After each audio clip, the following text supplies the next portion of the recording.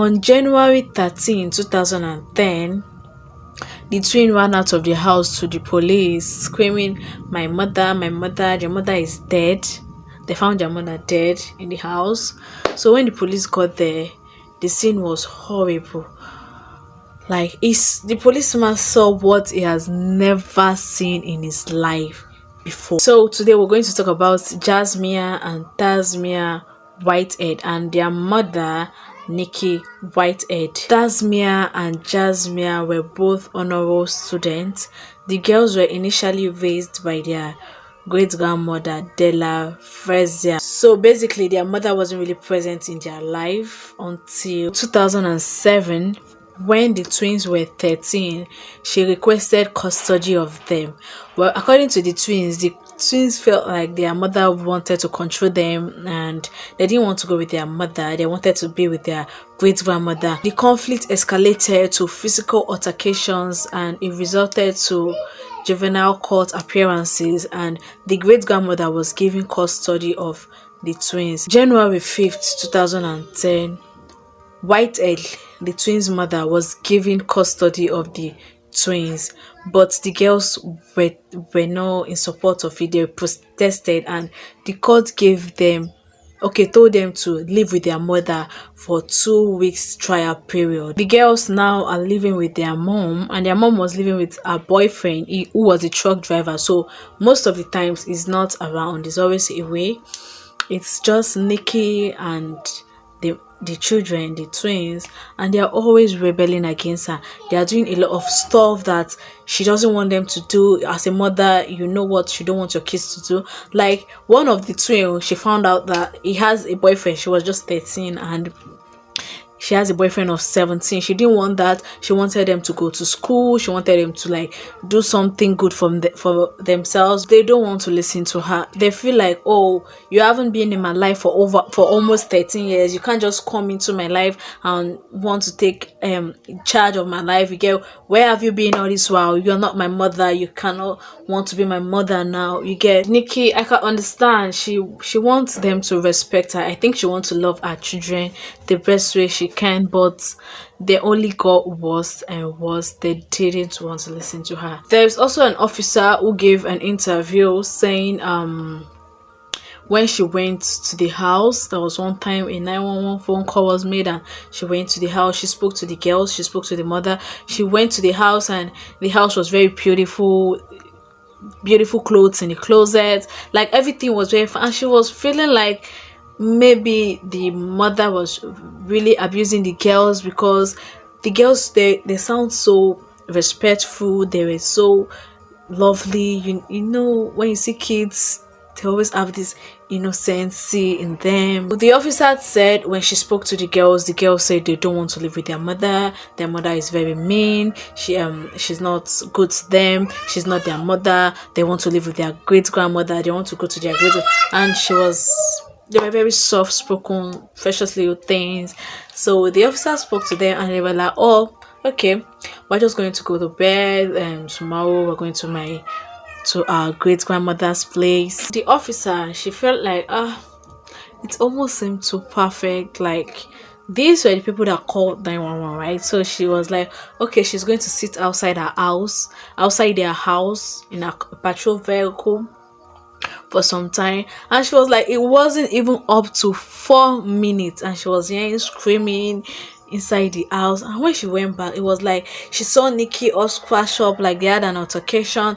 And she asked the girls, Nikki said the girls did that to her, but they denied it. It was at this moment she knew these two precious little things had a dark side, because their mom had scratches all over them, but they didn't have anything on their body, no scratch, and they kept on saying their mom was abusing them. But based on what she is seeing, Nikki, their mom, is the victim. From there, she ended up carrying them to juvie, and when they got to juvie, that was when the court got involved. They had a full family counseling, and the girls at that point, they were going in and out of juvie because they were always rebelling against Nikki. On January 13, 2010, The twin ran out of the house to the police, screaming, my mother, your mother is dead. They found their mother dead in the house. So when the police got there, the scene was horrible. Like, the policeman saw what he has never seen in his life before. They called the ambulance. Like, they took the girls to the hospital too, to have them checked out to be sure they are very okay. And after they get the girls checked out, they took them to the police station for an interview to find out who did that to their mother. They were crying, really upset, like they just saw their mother in cold blood, unalived. So the police, they tried to find out where they were at the time of the mother and mother, and they said they were at school. They just got back from school and they saw their mother. The police housed the girls who their mother talked to, and they that was when they told the police that their mother, she has two boyfriends, Robert, who she lives with, and the other boyfriend. And Robert is a truck driver, so basically he's mostly not at home all the time. And the police contacted the both boyfriends, Robert and the other guy. The other guy has a strong alibi, so it definitely wasn't him. Robert was away from 500 miles away from home, so it definitely wasn't Robert. They contacted the twins' biological father, but he was away in Canada with his wife and children, so definitely it wasn't him. The investigators felt they were feeling really sorry, really bad for them. So one of the investigators asked the girls, what can I do for you? What can I get for you? What do you want? And one of them said they want to watch CSI. For context, CSI is a true crime investigating. You can check it up online. And that was when they began to think, like, you just lost your mother in cold blood. Why would you want to watch CSI? Also, when they asked the girls about their mother, they didn't have anything good to say about their mother. It's always negative, negative, negative. And should we talk about when they cry? They don't actually cry. The investigators say they don't have tears in their eyes. There's no tears in their eyes. They were just basically no actual tears. They started suspecting them, but they didn't have enough evidence, enough proof to arrest them. So they decided to investigate them, to interview them separately. And when they separated these twins, they began to freak out, and the police were like, it's okay, we just want to ask you questions. They ended up calling their great grandmother to come and pick them. So they went to live with their great grandmother. The twins went about living their life. They even went to prom. But that didn't stop the investigation. 4 months later, a very good piece of evidence to arrest the twins was found.